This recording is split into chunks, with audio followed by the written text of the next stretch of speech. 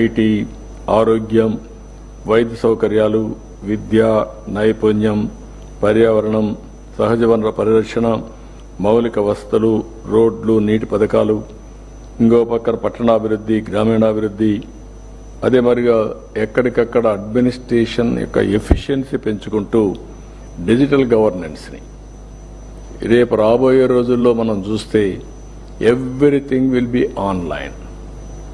Even solution కూడా which the right solution అనేది మనం తొందరలోనే ఆన్లైన్లో ఇచ్చే పరిస్థితికి వస్తాం.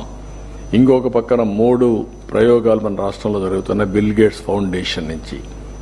ఒకటి హెల్త్, టోటల్గా అందరి హెల్త్ రికార్డ్స్ అన్ని డిజిటలైజ్ చేసి ఆన్లైన్లో పేషెంట్స్ దగ్గర నుంచి డాక్టర్స్ దగ్గర నుంచి ఎవరైతే ఈ నర్సెస్ అందరూ కూడా హెల్త్ ఆరోగ్య రంగానికి సంబంధించిన ప్రతి ఒక్కరూ ఆన్లైన్లో ఉంటారు. అదే సమయంలో గ్లోబల్ నాలెడ్జ్ని ఏఐని ఉపయోగిస్తాం. దీనివల్ల ఏ నిర్ణయం కావాలన్నా ఎక్యురసీ విల్ బి మోర్. ఇక్కడి నుంచి ప్రివెంటివ్ హెల్త్, అదే సమయంలో రియల్ టైం మానిటరింగ్, ఇంకొక పక్క క్యూరేటివ్కి వెళ్తాం. రియల్ టైం మానిటరింగ్లో మీరు గుర్తుపెట్టుకోవాల్సింది వేరబుల్స్ కూడా ఉపయోగిస్తాం. అందరూ హాస్పిటల్కి రావాల్సిన పని లేకుండా ఎప్పటికప్పుడు మానిటర్ చేసి ఎప్పటికప్పుడు గైడెన్స్ ఇచ్చే మెకానిజానికి శ్రీకారం చుడతాం. ఇది first of it's kind in the world. Bill gates యొక్క ఉద్దేశం మెలండా ఫౌండేషన్ నుంచి ఒక ప్రూఫ్ ఆఫ్ కాన్సెప్ట్ తయారు చేసి దీన్ని ఇండియాలో ముందు ఆంధ్రప్రదేశ్లో చేసి తర్వాత నేషనల్ లెవెల్లో చేసి అవసరమైతే గ్లోబల్ లెవెల్లో తీసుకెళ్లాలని ఒక ఆలోచన. కుప్పం ఒక ప్రూఫ్ ఆఫ్ కాన్సెప్ట్ తయారు చేశాం. అది ఈ 15కి ఆపరేషన్ చేస్తున్నాం. ఓపెనింగ్ అవుతుంది.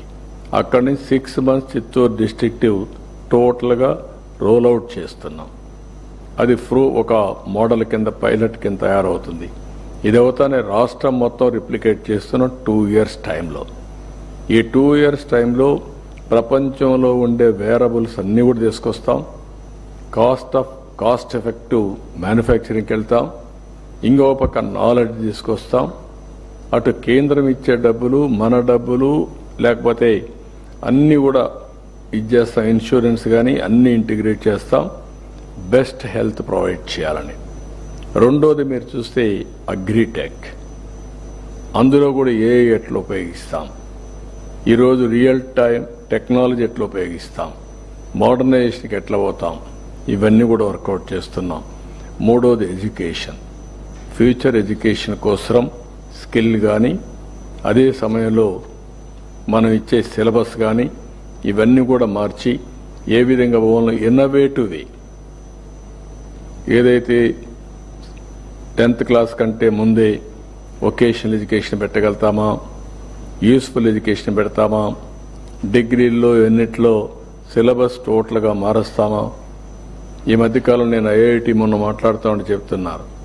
Flexible education, not fixed education. 35 subjects, student choice. నీకు ఏ సెమిస్టర్లో ఏం చేస్తావో దాన్ని బట్టి నువ్వు చేసుకో. అంటే దే ఆర్ ఆల్ ఆంటర్ప్రెన్యూర్స్. కావాలనుకున్న వాళ్ళు ఈ క్లాస్ రూము ఇదే సబ్జెక్ట్ చెప్తాం, ఇక్కడికే రావాలి, లేదంటే ఈరోజు ఇదే ఫిక్స్డ్ సబ్జెక్ట్ అట్లా కాకుండా వాళ్ళు మోడలింగ్ చేశారు. చాయిస్ ఈ స్టూడెంట్ సెలెక్ట్ చేసుకుంటాడు. ఎప్పటికప్పుడు ఆ సెమిస్టర్లో ఆ సబ్జెక్ట్స్ పాస్ అయ్యే పరిస్థితి వస్తుంది. ఇట్లా వేరియస్ ఇన్నోవేటివ్ ఐడియాస్ వస్తున్నాయి. దానికి కూడా మనం శ్రీకారం చుడతాం.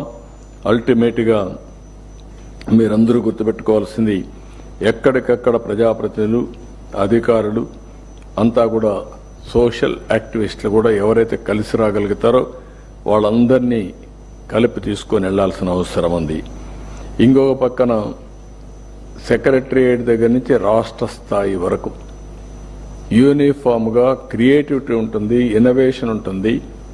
బ్రాడ్ కాన్సెప్ట్ అయితే స్వర్ణ ఆంధ్రప్రదేశ్ విజన్ 2047 ఏం చేయాలనేది మెయిన్ థీమ్ కింద ఉంటుంది. ఇంకొక పక్క ప్రజల్ని భాగస్వాములు చేయడం. ఎక్కడికక్కడ ఏది చేసినా మనం ప్రజల కోసం చేస్తాం కాబట్టి వాళ్ళందరినీ భాగస్వాములు చేయడం.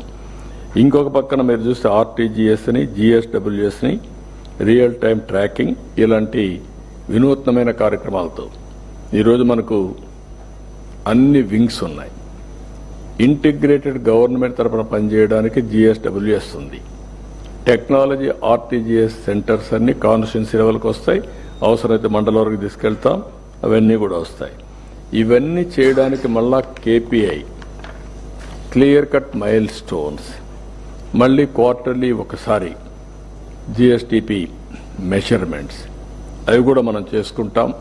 రేపు ఎవ్రీ క్వార్టర్లీ మనం చేసినప్పుడు జిల్లాలు ఎక్కడున్నాం, కాన్స్టిట్యున్సీలు ఎక్కడున్నాం, మండలంలో ఎక్కడున్నాం, yearly per capital income and also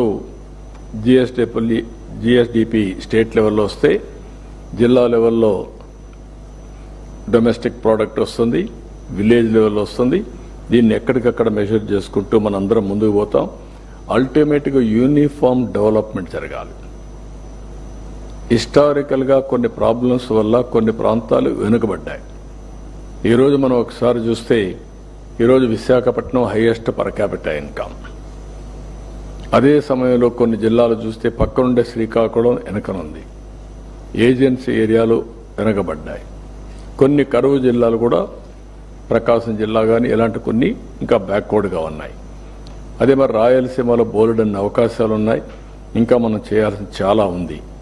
ఇవన్నీ మనం తీసుకున్నప్పుడు ఏ విధంగా మనం దీన్ని ప్రణాళిక కరెక్ట్గా చేసుకొని ఇంప్లిమెంటేషన్ కరెక్ట్గా చేసి every year bench marking, last year per capital income ఏంటి, అదే మరిగా హ్యూమన్ ఇండెక్స్ ఏంటి, ఆరోగ్యం కానీ ఎడ్యుకేషన్ కానీ ఇలాంటి కొన్ని ఇండికేటర్స్ పెట్టుకుంటాం. అవన్నీ కూడా స్పష్టంగా ఫోకస్ పెట్టి అవసరమైతే ఇన్ఫ్రాస్ట్రక్చర్ ప్రాబ్లమ్స్ ఉంటే సపోర్ట్ చేస్తాం.